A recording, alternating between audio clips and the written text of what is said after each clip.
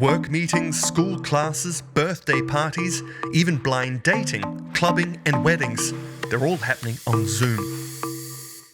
The video conferencing app has become the pandemic's go-to social network, as 1/3 of the world's population is in lockdown. Months ago, Zoom was just a fast-growing startup in the somewhat boring enterprise communications space. Today, Zoom is one of the best-performing companies in the US. Its daily users have surged from 10 million last December to 200 million this April. And as the company's share price has dramatically risen, so have security issues. But despite a number of companies and governments cautioning against its use, Zoom has become an integral part of our lives in lockdown. This is how Zoom went from a conferencing app to part of the pandemic's critical infrastructure. Zoom was founded in 2011 by Eric Yuan, a veteran engineer in the video conferencing business. Born in 1970 in China's Shandong province, Yuan overcame 8 denials on his US visa application before finally making it to Silicon Valley in the late 90s. I appreciate the visa office finally give me approval to come here, to come to Silicon Valley. I think one thing I learned is never give up. He got a job at WebEx, one of the first tech companies that created a working video conference platform.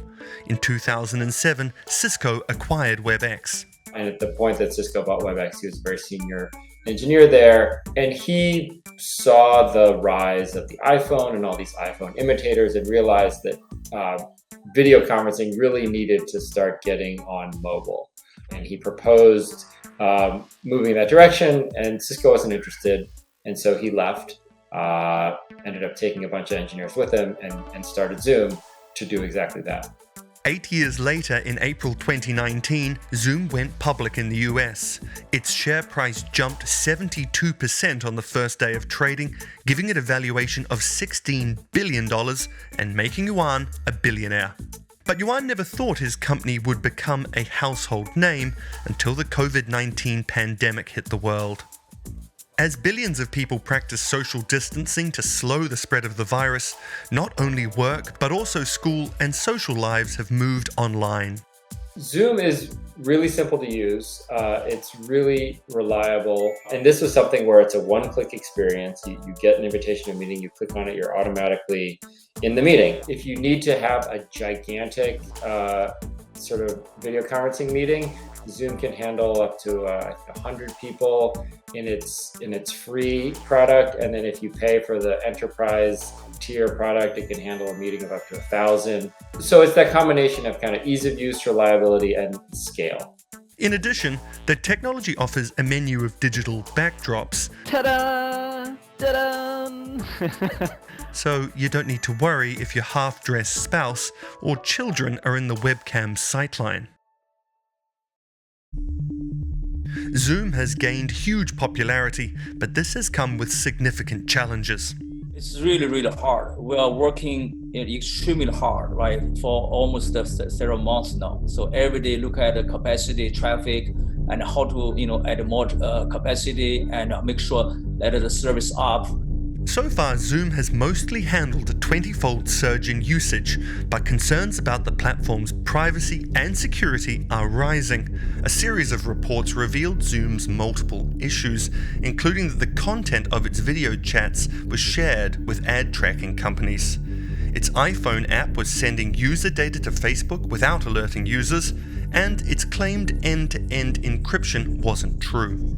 There are also questions about the kind of information that Zoom meeting organizers could gather and keep about Zoom meeting participants. So there's a video recording feature, there's a video transcribing feature. These are all things that do not require the explicit permission of meeting participants to trigger. But there was something called the Attendee Attention Tracking Tool, which is the slightly Orwellian feature that allowed the meeting organizer to be alerted if it seemed like meeting participants weren't paying full attention to the Zoom meeting, if they basically clicked away from the browser window where the Zoom app was playing.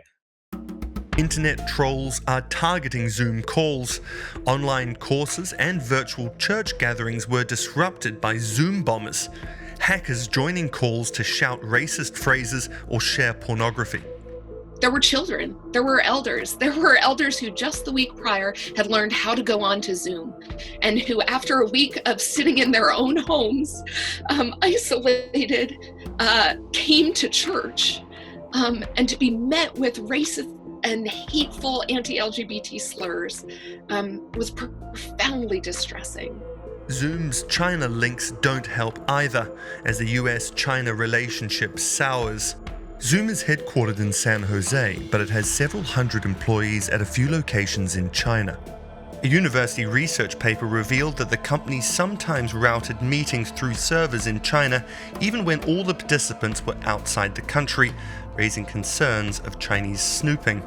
After these series of revelations, the FBI warned of Zoom bombing, the Taiwanese government banned Zoom, and companies like Google and SpaceX stopped using the platform. School systems in Singapore and New York temporarily banned Zoom from being used for home-based learning, but later went back to using it with additional safeguards. The company was also sued by a user who claims it is illegally disclosing personal information. Yuan has apologized, and Zoom stepped up its privacy and security measures. It has removed the attendee attention tracking tool, added features to let paying users decide which countries their meetings get routed through, and let meeting attendees report a user to help bust Zoom bombers. Zoom also bought Keybase, a company which makes a secure messaging and file sharing service to bolster Zoom's encryption. Any conflict between privacy, security, and ease of use, usability, privacy first, security first. That's the number one thing we need to make change. That's the biggest change. I think he also feels like that these issues have arisen in large part because his company has basically, in a way, been kind of repurposed and requisitioned by the public. People are still using this in a way, the way Eric Yuan envisioned they would, but it's different people using it in fairly different settings. And so I think what he would say is they're just having to kind of make sure that they account for these new uses. While many companies are struggling to survive during the pandemic, Zoom has prospered. Some of its newly added users have become paying customers, and some corporate clients have upgraded, possibly adding a few $100 million to its revenue. One of the interesting questions going forward, if and when life returns to some semblance of normalcy, is just what Zoom will be, whether it will go back to being more of a corporate business video conferencing tool, or whether it will remain this kind of consumer household name kind of product. And when we asked Eric about that, he very, candidly said he had no idea. But so far, Zoom has played a critical role in these trying times. I told our team, to myself every morning, in 20 or 30 years, when we look back, I want everybody to remember this. Zoom is doing the right thing to help Americans, to help the rest of the world, to keep the economy ongoing. As there's no quick fix for the pandemic, Zoom meetings could be here to stay for the foreseeable future.